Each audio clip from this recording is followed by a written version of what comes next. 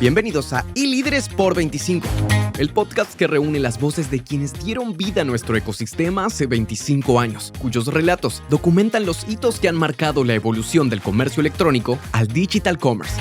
Ponte cómodo, estás por escuchar un testimonio único que define a nuestra industria.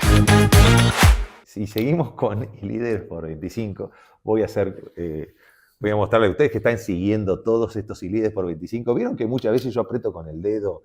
Bueno, es porque el control remoto, recién después de 89 entrevistas, Carlos, creo que ya aprendí cómo hay que tocarlo. No hay que ser, tiene un swing para que funcione el control remoto que nos permite no tener que estar acercándonos al modelo analógico. Primero, Carlos, un gusto, gracias por venir, por sumarte en este homenaje que estamos haciendo, que es Ecosistema por 25,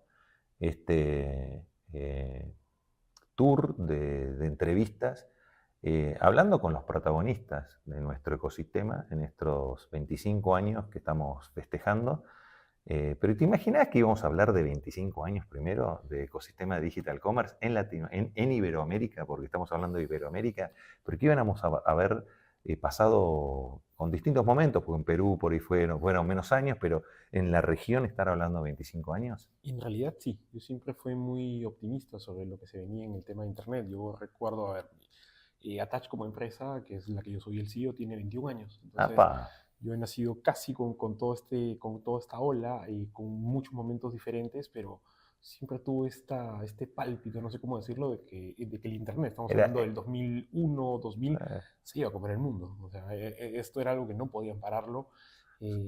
Sos de lo que yo llamo los locos visionarios, ¿no? Porque los locos que les salen las cosas bien, porque Attach es hoy una de las agencias más importantes local y fuera también, ¿no? Porque vienen trabajando hace mucho tiempo, no sabía que cumplían 21 años, o sea, sí. Estás en esos 21 años, ya vamos a hablar de cómo se generaron esos 21 años y qué provocaron, pero contanos antes cómo empezó el Carlos digital, ¿no? En el caso mío fue con un Spectrum 32K, y después con la Commodore 64 comprar mi modem. ¿Te acordás que tenía los baudios? Eran de 3.600 baudios, 3.000, no me acuerdo, creo que eran algo así, tengo que indexar ese número. Pero empecé así, más como un usuario, y también me cayó la manzanita y dije, wow, esto es fantástico de Internet. Y después vino el piloto. Pero ¿cómo empezó primero el Carlos digital? Mire, mi caso fue un tema muy curioso. Mucha gente no lo sabe, pero yo estudié diseño publicitario. De hecho, yo nunca estudié temas de marketing ni de sistemas, simplemente la vida me fue llevando por todos estos temas digitales. Entonces, no diseño web, sino diseño publicitario. O sea, la vieja guardia de la guardia. Sí, claro, porque estamos hablando, mira, del 98 al 2000. Sí.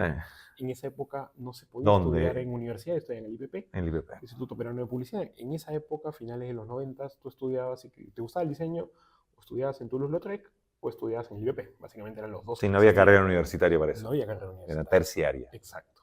Entonces, dentro de todos los cursos, de hecho, la mayoría de cursos eran a mano, sin computadora, pero recuerdo que entre quinto y sexto ciclo hay un curso llamado Diseño de Páginas Web.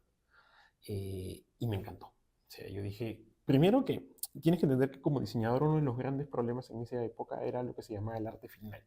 Que tú trabajabas en baja resolución y luego tenías que trabajar en alta resolución. Y eso era un problema porque como lo veías en pantalla no se imprimía igual, entonces era todo un tema. Y cuando vi lo digital dije, como se ve en pantalla... Acordémonos. En esa época estamos hablando de la época de piedra o casi la prehistoria, ¿no? De las 386 de la computadora. De las 386, la 486 y después vienen las AT, la XT, la Pentium. O sea, sí. Y no, ellos ya estaban, eran posteriores a la T y la XT. Claro, la 386, 486 y la Pentium. La Pentium. Sí. Que ni me acuerdo, creo que tenías un mega, no. ¿Cuánto? Era 1 giga de disco rígido, ni siquiera llegaba a 500 megas. No, era 250. Había de 128, 250, 500 megas y lo más grande era de 1 giga. 1 giga. De hecho, yo me acuerdo como tema anecdótico, yo tenía un amigo que trabajaba en sistemas que estaba muy feliz porque se había comprado un USB de 2 megas que había costado $100 en ese momento. Ahorita te lo regalan como merchandising. Tenía los disquetes de 5 1/4, los de 3,5 y después vino la quemadora de CDs. Que la quemadora de CDs fue la que, era era un mundo aparte, ¿no? No, y de hecho en Perú existía algo que se llamaba Hacha, que era un programa peruano en el cual cuando tú tenías un archivo que era muy grande, instalabas Hacha y Hacha lo partía en 16 disquetes.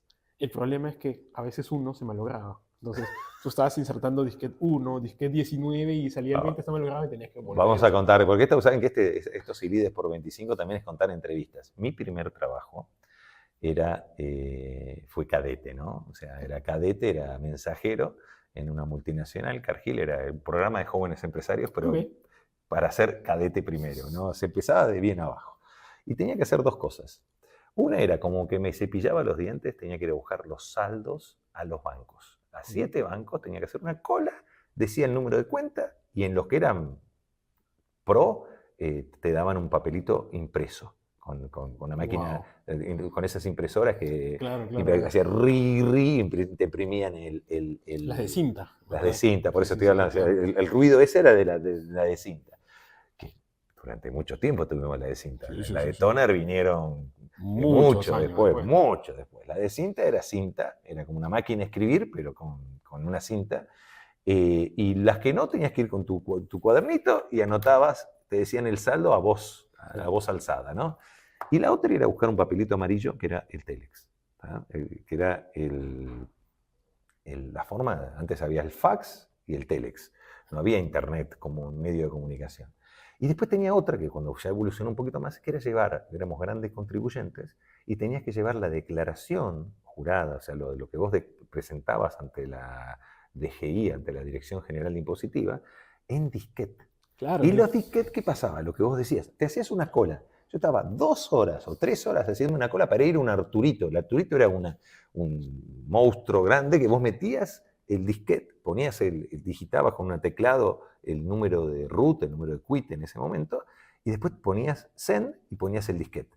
Pero como eran pesadas las declaraciones, tenías 2 o 3 disquetes que poner. Claro. El tema es que se te malograban los disquetes o te los comían, ¿no? Como decíamos, el Arturito te los mataba. Sí, a veces yo me acuerdo que había como en el disquete le ponías un papel higiénico en una parte para que no lo graben encima. O sea, era como tu bloqueo en ese momento, era poner un poco de papel higiénico, un cuadradito que evitaba que lo... Para que vean los orígenes, cómo empezó. Bueno, ahí que podemos decir que empezó el Carlo digital, pero el Carlo piloto. A ver, yo una de las cosas ¿Cuál fue tu fórmula karting? ¿Por dónde empezaste? Una de las cosas que yo tuve claras desde que estaba estudiando es que yo quería hacer empresa. Entonces, en realidad, yo tengo 23 años trabajando, de los cuales 21 en Attach. Mis 2 únicos años fuera de Attach fueron en Indecopy, que es una entidad del Estado. Sí. Yo trabajé en el área de sistemas, y el área de sistemas había... tuve mucha suerte, conocí gente muy, muy capa. ¿Indecopy es el defensa consumidor también? Sí. Okay. Y en el área de sistemas creaban todos los sistemas para todas las áreas del Indecopy, que son como 18 o 20 áreas en esa época. Entonces yo hacía todos los diseños de todos los webs, entonces fui aprendiendo mucho, fui aprendiendo desarrollo, y esto me pareció muy interesante. Entonces estuviste entonces en el B2G, ¿no? Sí. Este sería el G2B o el G2C. Sí, era como government to government, podría decirlo, porque en realidad era entidades de gobierno, pero sí. Entonces estaba viendo yo todos esos temas y dije, ok, quiero emprender. Y comencé, a ver, si tú estabas en el 2000, si estoy hablando finales del 2002, inicio del 2003, tú hacías de todo. Entonces te decían, ¿tú haces web? Sí. Entonces también haces kioscos multimedia. Tú decías, sí. Y de ahí aprendías cómo hacerlo. Yo me acuerdo que en esa época, de hecho, usábamos Director. Y el lenguaje de programación se llamaba Lingo. Entonces tú tenías que hacer CDs multimedia. Dreamweaver. Yo aprendí a diseñar páginas web gracias al Dreamweaver, que tenía la visión HTML, o sea, la visión la vista y la visión gráfica, ¿no? Que era un gran cambio. No hablabas en lo que sería la Matrix, en binario, sino hablabas en código, sino hablabas en gráfico. De hecho, Dreamweaver yo lo aprendí en Indecopy, porque cuando a mí me enseñaron el curso que te comenté de páginas web en FrontPage. Entonces sí, en esa época estaba FrontPage, luego apareció Macromedia, que era el que hacía Dreamweaver. Entonces en esa época hacíamos tema de sitios web. El famoso y tan odiado Flash. Sí. Que lo amábamos y lo odiábamos, porque a nivel de SEO era un asesino de tráfico. Sí, de hecho Jacob Nielsen, que es como el gurú de la experiencia usuaria, decía que el Flash era el cáncer de la web. Recuerdo clarito sus palabras. Pero era Eh, lindo, tenías Quedaba- lo que no te daba, no, tenías lo que no te da, hoy te lo da porque tenés ancho de banda, pero antes no tenías la posibilidad de Sí, tener ese ancho de banda. claro. Ahora te lo da el JavaScript, hay un montón de cosas que puedes hacer, pero en esa época no. Si no lo hacías con Flash, no lo podías hacer.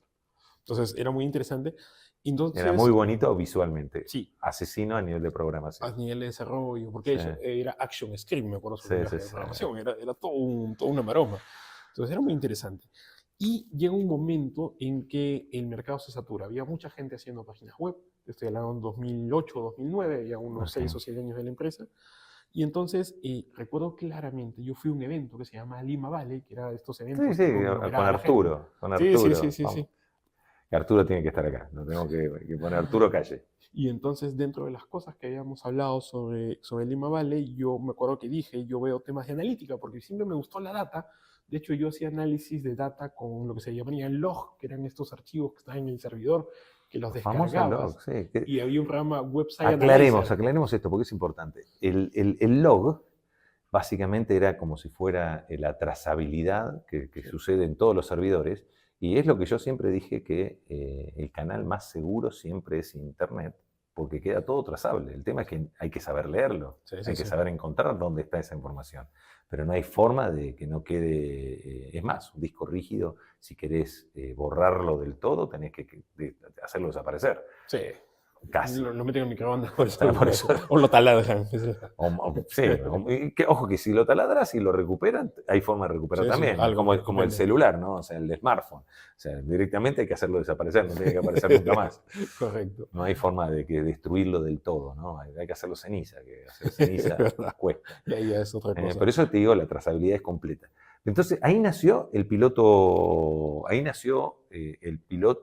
Escudería Karting, y por eso vamos a hacerte un homenaje oficial, que es, vengo paseando estos cascos por toda la región, Muy hermoso, es la el verdad. Qué bonito. nombrarte oficialmente el Ayrton Senna del Qué Digital bonito. Commerce en Perú. Ponerlo así para que se vea para este Está lado. hermoso para que lo vea la gente. Esto es parte, sí, de un homenaje de realmente, porque si estamos acá y somos lo que somos, es gracias a estos Ayrton Senna, a estos Quijotes y Sancho Panzas que lucharon contra muchos molinos y que nos permitieron llegar a hablar de este ecosistema con esta madurez que tenemos después de 25 años. Pero no fue generación espontánea, sucedieron muchas cosas en el medio.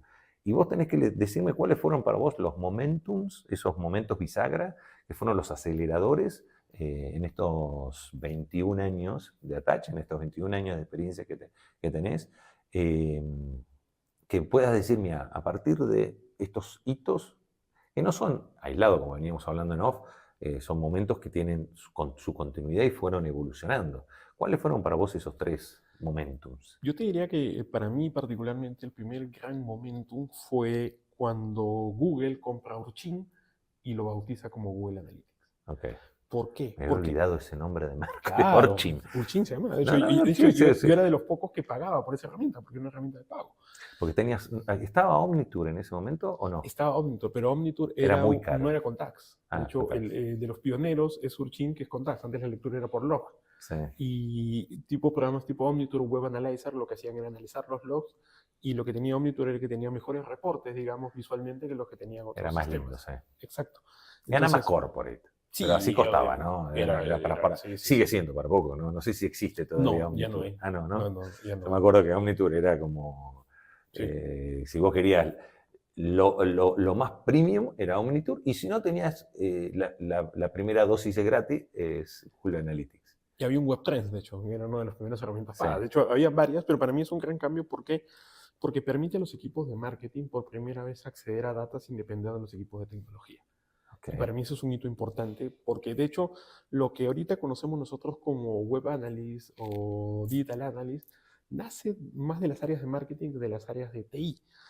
Porque primera vez tú tienes una plataforma visual que te permite entender el comportamiento del usuario en tu sitio web. Entonces, sí, y ojo, ese es un gran hito. ¿Estamos de acuerdo? 100%. Fue el puntapié inicial, que fue como si querés el Windows para las que fueron las PC, ¿no? Sí. O sea, fue un momento, cambió, ¿por qué? Porque pasaste de estoy haciendo estas analogías, a ver si estás de acuerdo, ¿no? Porque por ahí estoy diciendo cualquier cosa, pero la analogía es, pasaste del DOS, como sistema operativo, Sí. a una interfase gráfica que popularizó, facilitó, porque te acuerdas que antes teníamos que hacer WordStar, tenías que hacer toda la programación, cuasi. Entonces, saliste de la programación a una interfase gráfica, que en el fondo sigue siendo lo mismo, son comandos, estás utilizando una base de datos, pero lo que estás haciendo es facilitando, democratizando, porque aparte, otra de las cosas fantásticas, lo hizo accesible. Hoy acceder al Google Analytics era algo sin costo y lo podías tener, era muy sencillo de implementar e instalar. Sí. Entonces eso masificó el poder empezar a medir. Y a partir de ahí empezó todo lo que fue la evolución de ser data driven y empezar a hablar de los datos y hablar de que en la web se podía medir todo. Y eso cambia muchas cosas y para mí es uno de los grandes hitos. Y el segundo gran hito, yo recuerdo claramente... Déjame un minuto que Dale, profundice, dale. porque te voy a aprovechar que sos el experto en esto, ¿no? Porque vos sabés que hay un capítulo que habla de esto, entonces tenemos que profundizar. Entonces ahí vas a ser citado varias veces, según las palabras sabias que compartas en este momento. Dale. Porque no es solamente Google Analytics. Si nos ponemos a pensar, es Google Analytics y el set de soluciones que vinieron de la mano de Google, que fueron el Tag Manager, o sea, tenés un montón de cosas que venían de la mano de lo que era cómo optimizar el tráfico orgánico y cómo mejorar, si querés, la relevancia de ese contenido, porque ahí empezó a dar un montón de herramientas, y a su vez darnos más herramientas para, cuando ya salió ¿qué año fue que salió el modelo de Google AdWords? Google AdWords 2000... 2003, si no me equivoco, Sí, 2002, de hecho nace antes que inclusive compren Google Analytics. De hecho, Sí. ellos copian la idea de Overture, que era una empresa que tenía Yahoo, y por eso es que ellos, Yahoo tiene un poco de acciones de Google básicamente por un tema de derechos, porque el modelo de pago de Google Ads que conocemos ahorita nace de Overture, que es una empresa de Yahoo. Recordemos en este momento, a ver si Carlos la indexación le sigue funcionando, no tan bien como a mí, pero por ahí le funciona mejor, cuando nace Google, no tenía modelo de negocios. No sabía, y ojo, lo más divertido, uno lo escuchaba a Larry, a todos y ellos decían, se vanagloriaban, o sea, lo decían como algo bueno que no tuviera modelo de negocio.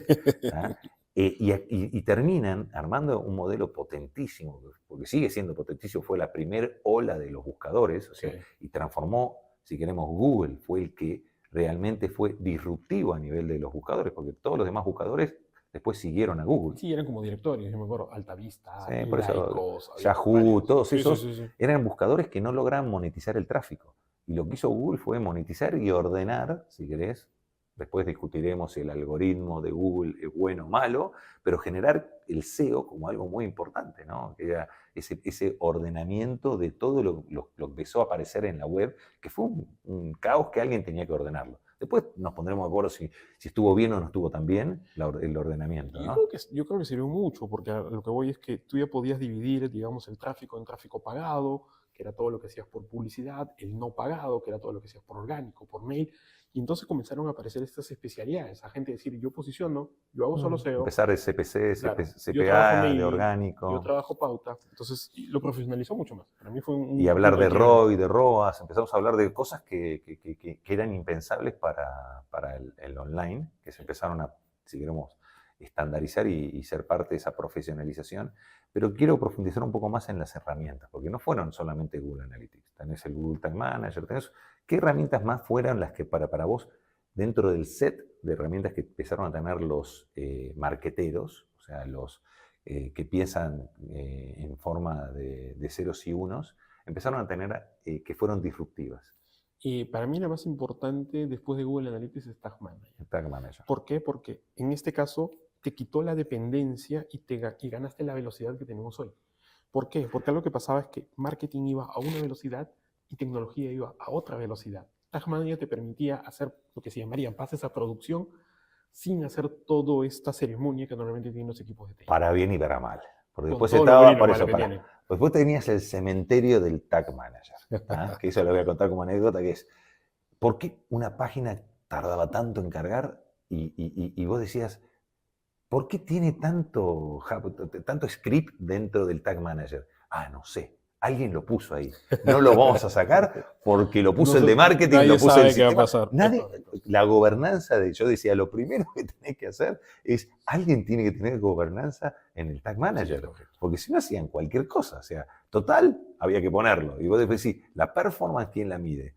¿No? Porque cuando vos analizabas, ¿por qué un sitio no cargaba o no carga? Y te digo que al día de hoy pasa, ¿eh? O sea, cada vez menos, pero pasa. No, pero pasa, al día de hoy sigue pasando, estamos 2024, miren, todo el agua que pasó o todo el tiempo que pasó por abajo del puente, pero hoy tenés, vos analizabas los motivos por los cuales un sitio tardaba en cargar y era, primero, imágenes y segundo, el cementerio Tag Manager, porque tenías todo el script y las cosas que habían puesto metido ahí. Pero sí, creo que fueron momentos bisagras esos importantes. Y en menor medida, y de hecho por eso ya lo han, digamos, despriorizado, Theory Optimize, que es esta herramienta de A/B testing. Creo que nunca llegó a despegar como Google esperaba, que los A/B testing fueran parte de un tema constante. Pero eso es algo que hasta el día de hoy sigue pasando. Nosotros en VTech tenemos los WordPress que te permite armar, viste, tu propio A/B testing. Y cuando vos analizás las escuderías que tienen más de 1000 pedidos día, que están en Fórmula 1, que tienen sus Ayrton Senna, le preguntás, ¿cuántos A/B testing estás haciendo? Te dicen 3. Si están haciendo 5, cuando deberías estar haciendo 20, 30, más cuando tenés volumen. De hecho, o más yo todavía, con un ¿no? cliente llegamos a hacer en un año 236 experimentos. Yo te digo, yo te digo en simultáneo. O sea, en constante. un año. Yo te digo con simultáneo, no, pero para mí, hoy, si tenés tráfico, el mejor forma de conducir no es el mapa, son tus clientes. Porque tus clientes mismos te están diciendo si una promoción funciona o no funciona, si una promoción, a nivel de promociones, a nivel de front, a nivel de usabilidad, a nivel de todo, a nivel comercial. O sea, es algo que todavía yo no entiendo por cómo uno no utiliza el mismo usuario como el testeador de si algo funciona o no funciona. Es algo que yo nunca termino de entender. Teniendo las herramientas, ¿no? Teniendo las herramientas, pero creo que ahora se ha revalorizado con este tema del Grow Hacker, que es esta persona que en realidad hay temas, digamos, hay gente que presenta a veces el tema como algo totalmente nuevo. Y yo les digo, señores, el Conversion Optimization tiene 20 años, o sea, solo que lo han juntado con Automation y lo han juntado con A/B testing y un poco de copywriting, que básicamente el Grow Hacking es la suma de varias disciplinas. Y ahí es donde creo que hay cierta revalorización por el tema de los testing, pero nunca llegó a lo que yo esperaba que fuera. Okay. Bueno, segundo momento. El segundo momento para mí es, y esto va a sonar curioso, no es probablemente lo que para mí es más común, es cuando yo vi una tienda por departamentos promocionar su e-commerce en televisión. Okay. Que esto es cuando una gran empresa, que son las que al final mueven los mercados, termina dándole tanta fuerza. Ahorita es normal, digamos, ver publicidad en televisión. Está integrado ya. El marketing es más, yo le llamo ahora, antes llamaba marketing 360. Es decir, si vos tenés camionetas yendo por la calle, tenés que poner el logo de tu página web. Si tenés cerrás tenés publicidad en la vía pública y tenés una persiana y podés plotear algo en la persiana, tenés que poner tu página. Estamos cerrados, pero atendemos online. Bueno, el clásico que vos decís, si lo tenés que aprovecharlo, esa integración del on y off. Y hoy antes hablaba de marketing 360 y ahora, de la misma manera que hablo de comercio unificado, hablo de marketing unificado. Ya no puedes hablar más de marketing 360 solamente. Tenés que estar unificado con toda la estrategia de la compañía por la penetración que tienen los canales digitales en la toma de decisión de a dónde comprar y con quién trabajar, ¿no? Totalmente de acuerdo. Y además, para mí fue un hito importante porque tienes que entender que alguien tuvo el coraje arriba de decir, ¿sabes qué? Yo voy a ser el primero que apostar en esto. Y vamos a poner televisión, que era lo más caro hasta adelante, hace unos 15 años, para promocionarlo. Entonces, para mí fue un hito importante porque a partir de que estos gran players lo hacen, el resto comienza a seguirlos. Eso fue, yo siempre digo que tenías acá, y lo pongo en el libro, que tenés un supermercados Wong. O sea, cuando Wong, para mí Wong fue un caso insignia, porque fue uno de los pioneros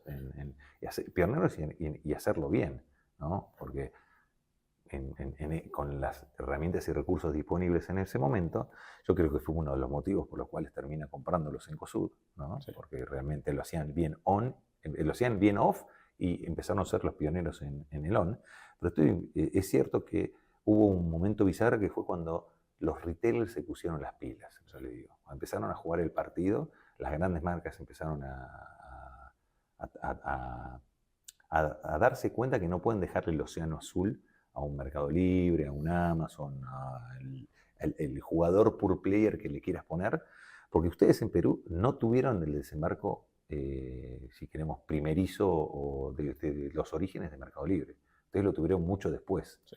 Entonces, en cierta forma es como que no tuvieron ese desafío que tuvieron otros mercados, como Brasil, como Argentina, como te diría México, donde tuviste un jugador como Amazon o como Mercado Libre que desembarcaron y que aprovecharon, si querés, el océano azul que les dejaron los retailers y las marcas. ¿Ah? Sí, entonces para mí ese es un segundo gran hito muy importante. Porque Para vos, ¿quiénes fueron los que fueron de esas marcas? ¿Quiénes fueron los pioneros? Y para mí Falabella. Sí. Saga Falabella. Saga Falabella, que ahora es Falabella. Latam, dentro de todo, que si bien no es un e-commerce. Era LAN primero y después Latam. Exacto. Por eso LAN fue el gran, estoy de acuerdo, fue uno de los que jugaron muy bien y se transformaron en universidad, y muchos de los que terminaron liderando en otras áreas, en otros retailers, otras marcas, nacieron de esa camada de LAN. Y el otro que te diría probabblemente es Cencosud, que en su momento era Wong. Sí. Metro no tanto en su momento, que es la otra marca, pero Wong. Yo te diría que fueron los que comenzaron a empujar esto, y de ahí ya se comenzó a mover. O sea, de hecho, yo me acuerdo que comenzó con paneles. Y decían, mira, están promocionando por paneles la parte digital, qué bacán. Y de ahí comencé a ver tele. Y dije, ok, alguien se las está jugando y esto va a hacer que se mueva todo el ecosistema. Y efectivamente fue así. ¿Y el tercer momento? Y el tercer momento yo te diría que es mobile. Mobile para mí fue el gran catalizador, porque permitió que las personas pudieran acceder, a ver, todos los años, desde el 2011 hasta el 2016, probablemente todo el mundo decía es el año de mobile, pero nunca despegaba. Este va a ser el año mobile. No, este va a ser el año mobile. Sí. No había oferta. ¿Te acordás que el problema más grande, si querés, habían pocos, y esto hay que hacer público, yo me acuerdo que público reconocimiento, ¿no? Yo me acuerdo que en el 2007, 2008, cuando salió el primer iPad, a mí me preguntaron qué opinaba sobre las pantallas touch, ¿no? Y si iban a reemplazar a las BlackBerry, a todo lo que eran los teclados. Y yo decía, no, la usabilidad es mala, no tenés contenido. Ojo, está en YouTube eso, o sea, lo pueden buscar y gracias a Dios indexa cada vez más abajo, es más difícil encontrarlo, pero yo decía eso. ¿Y por qué? Porque era, en ese momento el 70%, 80% del mercado era BlackBerry, Nokia. El Nokia Communicator, sí, que era como una cartuchera que lo abrías con un teclado así grandazo. Bueno, pero el tema es que es cierto, hay uno de los expertos, de los gurúes que venimos entrevistando, decía, el smartphone, el teléfono se transformó en inteligente cuando se conectó a Internet. Y era un teléfono no tan inteligente, porque no había mucho para hacer cuando estaba conectado a Internet. Los primeros, el iPhone 4 cuando salió, no había mucho para hacer, no había mucha aplicación, pero había una plataforma para desarrollar sobre eso. Creó una plataforma. Creo que el gran cambio fue que tenías iOS y tenías Android, con sus dos modelos, jardín abierto y jardín cerrado, pero que permitieron crear un negocio arriba de la misma manera que Internet, sobre Internet, porque se basa en Internet, pero sobre una plataforma que era la mobile. No, de hecho es increíble, y la vez pasada hablaba con unos colegas de que en realidad las aplicaciones no tienen, creo que tienen 12 o 13 años. Es increíble el mercado que han creado, o sea, es una cosa inmensa y que no para, y entonces para mí eso lo vuelve en el otro gran hito, en la parte mobile. Y tengamos en cuenta que el otro tema que discutíamos mucho es el tráfico. Todavía era un tráfico muy bajo porque no había capilaridad, no había penetración de los smartphones. Los smartphones eran algo, no te digo que inaccesible, pero era más de un producto de lujo, o sea, un poco lo que lo podían tener. De hecho, yo me acuerdo de ir a un evento, me acuerdo en Seattle, el Moscom, que es un evento muy bueno, y en esa época se hablaba si debía haber contenido desktop y mobile de manera separada. Ahorita suena absurdo, todo es responsive, pero claro, hace 10 años, 11 años... No te olvides que era, recordemos que vos tenías, primero que tenías la optimización de las páginas web o de los sitios o las tiendas online por explorador, por navegador. Sí. ¿Te acordás que antes decía, no, esto te llamás, esto está optimizado para el Explorer tanto? Sí, y después vino la optimización por device. Sí. Ah, no, esto, ¿te acordás? Full responsive, y después PWA. O los M punto, o había los M puntos, que eran dos sitios diferentes, de hecho, y los tenías que enlazar, era todo bueno, eso fue, en el fondo, como oferta nos llevó casi 10 años adaptarnos al mobile, y todavía te diría que la usabilidad en muchos casos deja que desear, ¿no? Sí, de hecho yo tengo algunos clientes que las ventas siguen siendo mayor por desktop, a pesar de que el tráfico viene por mobile. Entonces hay gente que Igual para mí, investiga por mobile y compra al final. el desktop es primero que quedó como algo vintage y segundo, porque acuérdate que otra cosa quedó vintage, bien vintage, el mouse. Vos ves si ves a alguien con un mouse, es como que es de la vieja guardia, ¿no? Sí. O sea, es como algo que todavía quedó como algo muy, pero muy, si se podría decir, no anticuado, porque sigue teniendo, lo vemos acá, estamos en un business center, seguimos viendo algunos mouse, Sí. pero que básicamente lo que sucedió es que el browser, el navegador murió. Si vos te pones a analizar, si no usas un desktop, o no, desktop creo que nadie usa ya, muy pocos usan desktop. Con mucho utilizarás una notebook conectada a una pantalla. Sí, claro, una laptop. Sí, pero casi hoy un desktop es no se ve, casi imposible de verse. Y después lo otro es, casi todo lo haces vía mobile. Entonces, cuando manejas mobile, casi todo lo haces vía app, o vía una web app o una super app. O sea, el tema de la super app es un punto aparte, de hecho, bastante interesante. Pero fue una evolución, para mí es la misma evolución del mobile. La mobile y la super apps es parte del ecosistema mobile. Sí. Fue desarrollándose. Y si tuvieras que tirarte para un cuarto de la cuarta ola que estamos viviendo en este cuarto momento que estamos viviendo ahora, ¿cuál sería? Y yo te diría la inteligencia artificial. Pero inteligencia artificial con el mismo impacto que mobile. O sea, como decir que inteligencia artificial va a crear una plataforma que va a crear negocios sobre esa plataforma o que va a impactar en forma transversal al resto. Yo creo que va a impactar en forma transversal al resto. Okay. O sea, a ver, yo te diría que hay un hito importante no mencionado aquí, que es las nubes. El cloud, la nube de Amazon, la nube de Microsoft, la nube de Google. Sí, hablemos las nubes, porque en el fondo el concepto es nubes y APIs. Sí. Para mí serían las dos cosas. Yo te diría nubes y herramientas, porque una de las cosas que tiene cualquiera de estas nubes, yo siempre digo, es una caja de juguetes con 150 juguetes. Entonces, casi cualquier cosa que nosotros queramos solucionar, hay una herramienta ahí que lo hace. Desde temas de delivery, desde temas de despacho, temas de stock, temas de cross-sell, temas de upsell. Para todo lo que nos ocurra hay algo. Y yo creo que lo termina democratizando. Es un enchufe digamos, un dispositivo multi-enchufe. Un Lego multifuncional. Y que tú puedes ir creando cosas a raíz de eso. De hecho, por Latinoamérica no vamos a ver grandes creaciones porque requieren mucho presupuesto y millones de dólares en crear temas de inteligencia artificial.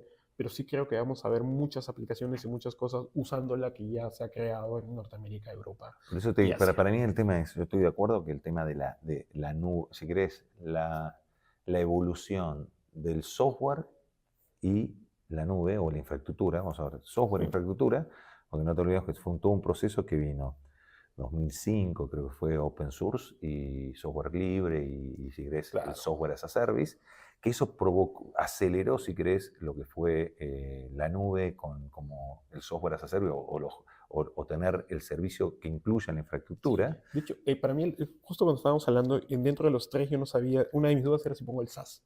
Para mí el software as a service es este gran hito que permite de que por un pago mensual pues comienzas a acceder a una plataforma ya robusta y funcionando. Salís del on-premise, del software legado, a algo que te permitió pensar más en OPEX, no en CAPEX, pero que a su vez estuvo montado sobre la infraestructura. Que ahí empezaste con el concepto que después evolucionó a lo que es un headless, un API first, y a todo lo que viene hoy de Composable, de Pragmatic Composable y toda esa evolución. Pero es como veníamos hablando, todo se ven concatenando, si queremos, ese movimiento tectónico de que la placa se va moviendo con sus distintos, si querés, napas que van generando impacto. Pero en el caso de inteligencia artificial, que retomemos eso que para mí es interesante, yo y varios expertos venimos hablando de esto para ver qué va a suceder, pero creo que va a haber algo parecido al mobile que crea una plataforma donde se van a generar otros negocios. Que vos vas a tener la inteligencia artificial, sea la de OpenAI o sea la API que vos utilices, pero que va a generar un negocio detrás de negocio que va a ser el copilot, la aplicación, pero que el negocio va a ser una API que va a estar con una capa de nivel 1, que va a ser la que va a terminar utilizando el usuario, pero que hoy va a ser la API A, la API B, la API C de inteligencia artificial, pero que te va a dar tu si querés llamar un monedero de datos, cuando hablemos de Open Data ¿viste? Si vos quieras unificar todos tus datos en un solo lugar, vas a tener, con una inteligencia artificial, vas a tener un servicio para eso. Y alguien va a armar ese servicio, que puede ser los grandes o nuevos jugadores, porque Sí. vienen las nuevas interfaces. Hoy estamos hablando de la pantalla touch, No, pero de hecho, mañana va a haber una ChatGPT hace un noviembre del 22 nace GPT, o sea, lo lanzan, digamos, al público y nadie lo tenía mapeado, de hecho, y esto es yo vengo usando y este libro va a tener 2 inteligencias artificiales con las cuales uno va a interactuar y una que va a ser el copilot del libro. Entonces, la idea es, en el fondo yo tengo una tesis, y esto, vos que te gusta esto, creo que no sé si la vas a refutar la tesis o la vas a validar la tesis, pero mi tesis es que la inteligencia artificial tiene que ser aumentada. Aumentada somos nosotros. O sea, aumentada sí, estoy totalmente de acuerdo. O sea, pero ¿qué pasa? Yo lo que quiero demostrar, y lo van a ver durante los capítulos, es qué sucede con la inteligencia artificial cuando es aumentada y cuando no es aumentada. Entonces, la misma pregunta se la voy a hacer a 2 inteligencias artificiales y una va a ser previo a compartirle todo lo que compartimos de las entrevistas y desgrabando las entrevistas, que la tengan la entrevista completa y el capítulo, y posterior, con toda esa información, para ver qué opina sobre los mismos temas. Y quiero ver la respuesta previa y la respuesta posterior. Pero para que muestren que sigue, a pesar de que tengamos muchas herramientas y recursos, la parte humana sigue siendo muy importante, porque el beneficiario final, ya sea como demanda, y el oferente, el que opera, van a ser en las 2 puntas de carne y hueso. Sí, es como Por ahora, ¿no? Porque Mira, te lo el pongo... humanoide, viste que ahora salieron los humanoides y salieron, no sé si viste los últimos videos, pero Estos robots, los robots que sí. están cada vez más parecidos a Yo Robot, ¿viste? Sí, increíbles. Entonces ya todo lo que parecía ciencia ficción pasa a ser algo Para pronto. mí es como el ejemplo del diseño gráfico. En los 70s, 80s, cuando aparecen las computadoras para poder hacer diseño, ahorita nadie piensa en hacer diseño sin computadora, Sí. los más tradicionales decían, no, esto no va a ayudar, y hay gente que decía, no, esto nos va a ayudar a hacer mejor las cosas, y no es que vamos a desaparecer los diseñadores, decían. Y yo creo en eso lo mismo, la inteligencia artificial, no es que vas a desaparecer o te va a reemplazar, pero te va a quitar las tareas mecánicas de bajo valor, que al final es lo que importa. Nosotros tenemos que hacer las que sean de alto valor. Yo voy a ser más provocador que vos, ¿no? Yo creo que estamos en la era de desaprender para volver a aprender, y hay hasta ciertos modelos de negocio. Te voy a dar el ejemplo de los RPs. Hoy los RPs son muy importantes porque nos hacen la contabilidad de la compañía. Sí. Pero hoy con inteligencia artificial, si vos tenés un copilot RP y tenés los datos estructurados, vos le podés pedir a tu copilot RP, me podés armar un balance SOC 2 y va a estar auditado todo, porque aparte te lo hace con una perfección que no tiene las imperfecciones del ser humano, ¿no? Es que yo difiero, por ahora al menos, hablando Sí. igual del 2024, porque todavía no llega a eso. Uno de los grandes problemas que todavía tiene la inteligencia artificial es lo que se conoce como las alucinaciones. Cuando no encuentra un dato, te lo completa con algo que se inventa. Y esto ha generado problemas. De hecho, hay un caso muy famoso. Por eso yo te puse la palabrita estructurado, ¿no? Tiene que tener todos los datos estructurados y bien. Porque Claro, si tiene la alucinación, cagamos. O sea, ahí estamos fritos. Pero yo estoy de acuerdo que todavía le falta. Es más, si le falta y si logra resolverlo, creo que ahí va a ser un salto cuántico. Yo creo que es cuestión de cuándo, no es cuestión de si lo va a hacer. Sí. No, pero el tema es que tenga lógica. Hoy no tiene lógica. Hoy no puede resolver problemas matemáticos que no estén resueltos. Sí, claro. El día que pueda resolver eso, que están cerca... ¿Y nos va a sobrepasar? Si la pregunta es esa, yo te diría que sí, creo que sí.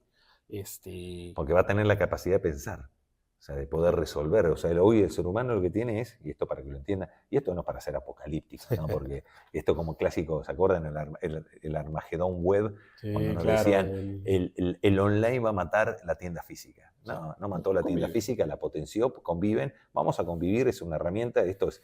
Siempre hago la misma analogía cuando me preguntan, ¿nos va a reemplazar? No, señores. Antes hacíamos el cálculo en papel y lápiz, después vino la calculadora, después vino la planilla de cálculo, después vino, si querés, la inteligencia artificial. Son cosas que van a hacer más eficiente la forma de trabajar, y no nos olvidemos que cuando hablamos de inteligencia artificial estamos hablando de 1950, no es ahora. tiene toda una trayectoria y lo que hizo fue ahora es masificarse y ponerse a la palma de la mano de todos nosotros. Eso es lo bueno, que es lo mismo que sucedió en muchas cosas que vivimos en estos 25 años. La democratización lo que hizo fue potenciar la innovación, si queremos, el uso práctico, porque yo creo que hoy el gran crecimiento, y por eso abrieron la llave, es para que todo el mundo lo use. Y lo sigan entrenando, claro, le estás dando más data para que siga mejorando. Entonces, eso va a darnos una gran posibilidad. Obviamente, creo que tenemos que haber una gobernanza, un tema ético de por medio, etcétera, que va a ser gran desafío, pero es el mismo desafío que vivimos con Internet mismo. Acuérdate de lo que nos pasaba antes. Miren la disrupción de modelo de negocios, las telco. Las telco antes te llamaban, ¿te acordás? Con una llamada telefónica internacional. Antes tenías que ir hasta, en algunos casos tenías que ir a una cabina pública porque vos no tenías tu teléfono fijo. No había teléfono, de hecho el vecino era y todo el mundo le decía, hoy me va a llamar el familiar, me pasas la voz. ¿Sí? Exacto. Bueno, antes el teléfono se compraba, me acuerdo que mi padre compraba propiedades, compraba un departamento por las líneas telefónicas que tenía. Era un bien preciadísimo. Sí. O sea, no sé, de 20 personas, una tenía teléfono. Exacto. Y si querías tener una llamada internacional o querías tener un mensaje, te mandaban un telégrafo o te mandaban o tenías que ir hasta una cabina pública donde tenías la llamada internacional. Eso mudó totalmente con Internet. Hoy la democratización, no solamente de las comunicaciones, sino del contenido y el conocimiento, ha llegado a la palma de la mano de todos nosotros. Hay que aprovecharlo. Pero para ir cerrando, Carlos, porque sabés que más allá de que esto fue un video podcast largo, pero interesante, porque vieron todo lo que aprendieron con Carlos de esta historia, como digo, de nuestros arqueólogos del digital commerce, porque hay cosas que hasta yo me empecé a recordar que existieran, ¿ves? Por eso tienen que quedar indexadas. Primero, para que alguien las recuerde, porque esto no está en ningún libro, y después para que cuando pregunten tus nietos, ¿qué hacía el abuelo?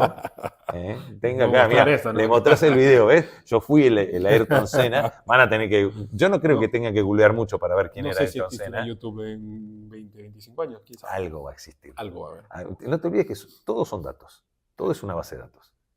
Llámese YouTube, sabe, inteligencia artificial, todo va a algún dato ideal estructurado o no, desestructurado, pero que está en algún lugar. Si eso nosotros lo dejamos y lo digitalizamos, el problema es cuando deje de existir la parte digital, ¿no? Desaparezca lo digital, que es la base de todo esto. Sí, eso sí. Pero el conocimiento tiene que quedar en algún lado. Hoy es digital, mañana veremos a dónde queda. Pero si tenés que resumir en una frase, ¿qué fueron estos más de 20 años? ¿Cómo lo resumirías? Una gran aventura.